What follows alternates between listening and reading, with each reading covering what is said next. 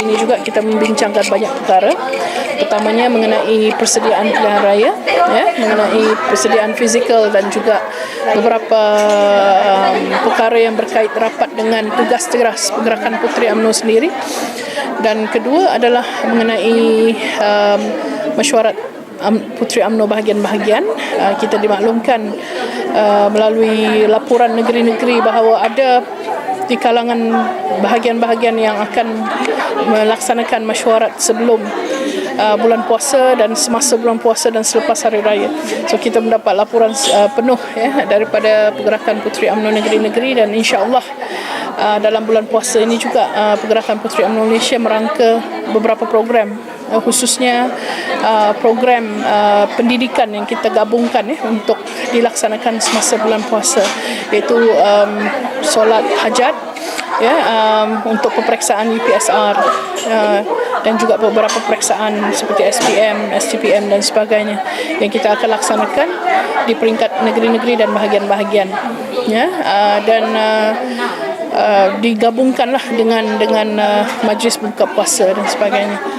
Dan sepanjang tempoh bulan Ramadan dan juga hari raya ini, kita juga akan tidak melupakanlah tanggungjawab kita untuk melaksanakan beberapa persediaan lagi, kerana Pergerakan Puteri diberikan amanah untuk menjaga sistem IT, dan kursus-kursus ini juga kita akan teruskan walaupun dalam bulan puasa dan sebagainya.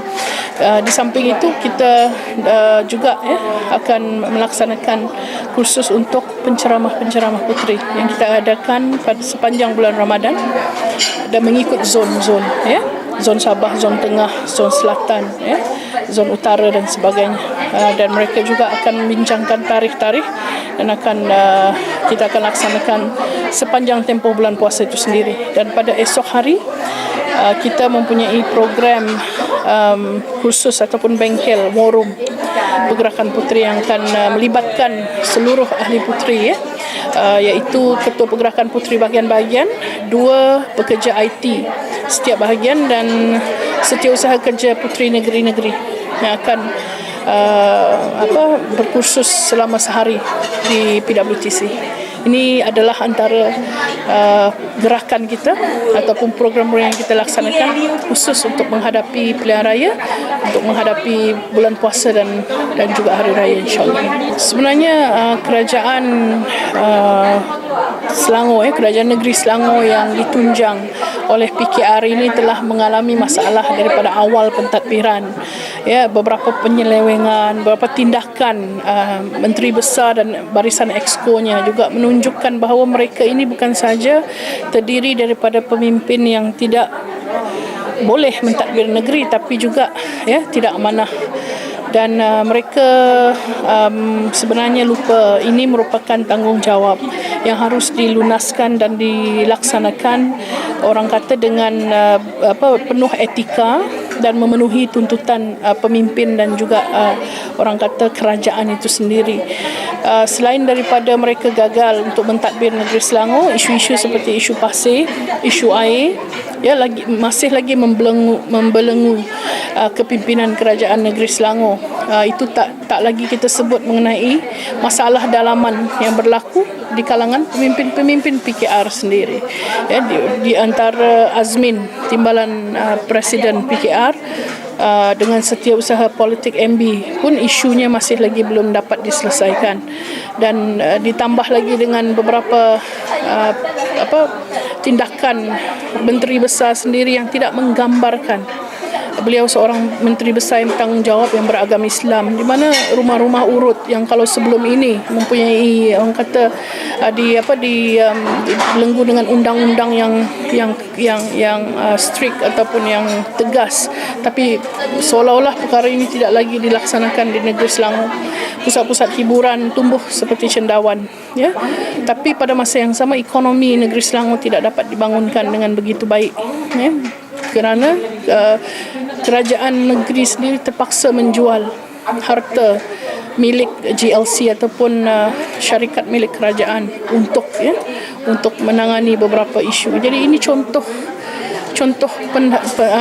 amalan pentadbiran yang haru biru lah yang ditunjukkan oleh pembangkang Kita merasa sedih ya, kerana negeri Selangor merupakan negeri yang kaya, dan hanya dalam tempoh 4 tahun kita dapat saksikan kegagalan demi kegagalan yang ditunjukkan oleh kerajaan Pakatan Pembangkang di Selangor.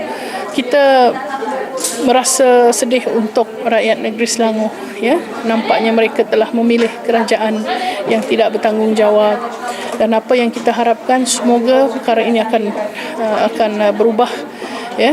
Kita dalam soal ini bukan soal parti saja yang kita kena tekankan, tapi ini adalah soal masa depan rakyat. Janji-janji yang telah dilontarkan sebelum ini ya, semasa pilihan raya umum yang ke-12 masih tidak ditunaikan. Tapi mereka memandangkan kita akan menghadapi pilihan raya, membuka pula janji-janji yang baru. Dan saya harap rakyat negeri Selangor akan sedar dan akan berada dalam, orang kata, situasi di mana mereka mempunyai peluang kali ini untuk memilih kerajaan yang betul-betul membela rakyat ya, yang tidak dipenuhi dengan skandal ataupun penyelewengan dan sebagainya. Kita haraplah supaya rakyat negeri Selangor menunjukkan ataupun membuktikan bahawa hak mereka adalah untuk mendapatkan negeri yang lebih baik, negeri yang lebih maju, dan negeri yang mampu menjadi kebanggaan kita, kerana inilah pusat, inilah lubuk kekayaan ekonomi negara kita, dan inilah juga yang kita bimbangkan sekarang, kerana kerajaan Pakatan Rakyat seolah-olah bertahta ya di negeri Selangor dengan melakukan apa saja bentuk tindakan tanpa memikirkan implikasinya kepada rakyat negeri Selangor dan masa depan Selangor sendiri.